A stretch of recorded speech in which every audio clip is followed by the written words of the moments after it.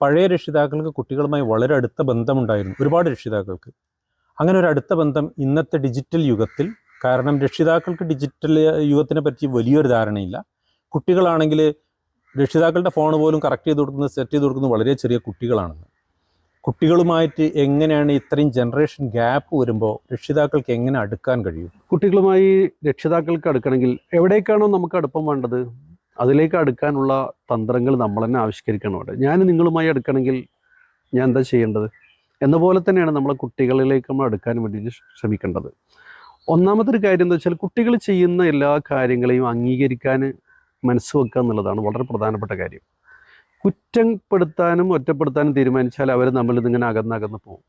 ഇപ്പോൾ ഒരു ഉദാഹരണത്തിന്, എൻ്റെ ഒരു മകൻ ഒരു മൊബൈൽ വിഷയത്തിൽ, അത് യൂസ് ചെയ്യുന്ന വിഷയത്തിലൊക്കെ വളരെ ഉഷാറാണെങ്കിൽ, എനിക്കത് അറിയില്ലെങ്കിൽ ഞാൻ അവനെ ഒരു ഗുരുനാഥൻ്റെ സ്ഥാനത്ത് കാണാൻ തീരുമാനിച്ചാൽ എനിക്ക് കുറേ കാര്യങ്ങൾ എൻ്റെ മകളിൽ നിന്ന് പഠിച്ചെടുക്കാൻ കഴിയും.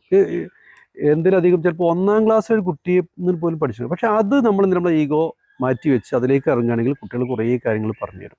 അപ്പോൾ സ്വാഭാവികമായിട്ടും അവരുടെ അടുത്ത് നമുക്ക് സ്പേസായി. സത്യത്തിൽ ഇതിനെക്കുറിച്ചാണ് ഈ പാരൻ്റ് എന്നതിൽ പറയുന്നത്. എന്ന ലെറ്റർ ഉദ്ദേശിക്കുന്നത് എമ്പതി എന്നുള്ളതാണ്. കുട്ടിയുടെ സ്റ്റാൻഡും വികാരവും വിചാരവും ചിന്തയൊക്കെ മനസ്സിലാക്കിയിട്ട് അവരുടെ കൂടെ എത്തുക. പ്രവാചകൻ മുഹമ്മദ് നബിയുടെ ഒരു വചനമുണ്ട് അതുമായി ബന്ധപ്പെട്ട്, നിങ്ങൾ കുട്ടികളുടെ അടുത്തെത്തിയാൽ കുട്ടികളാവുക എന്നാണ്. അതിലെല്ലാം വന്നു. എന്താണ് ഒരു കുട്ടിൻ്റെ അടുത്ത് എത്തുന്നത്? ആ സമയത്ത് പിന്നെ നമ്മൾ ഉപ്പയൊന്നുമല്ല, വല്ലിപ്പ, ഉപ്പ, അച്ഛൻ, അമ്മ എന്നല്ല, അതൊക്കെ മാറിയിട്ട് നമ്മൾ കുട്ടി അങ്ങോട്ടാവണം. അപ്പോൾ കുട്ടിക്ക് കുറേ കാര്യങ്ങൾ ഇങ്ങോട്ട് പറഞ്ഞു തരാണ്ടാവും. അത് ശ്രദ്ധയോടുകൂടി കേൾക്കുകയാണെങ്കിൽ നമുക്ക് വലിയ കാര്യമായിരിക്കും.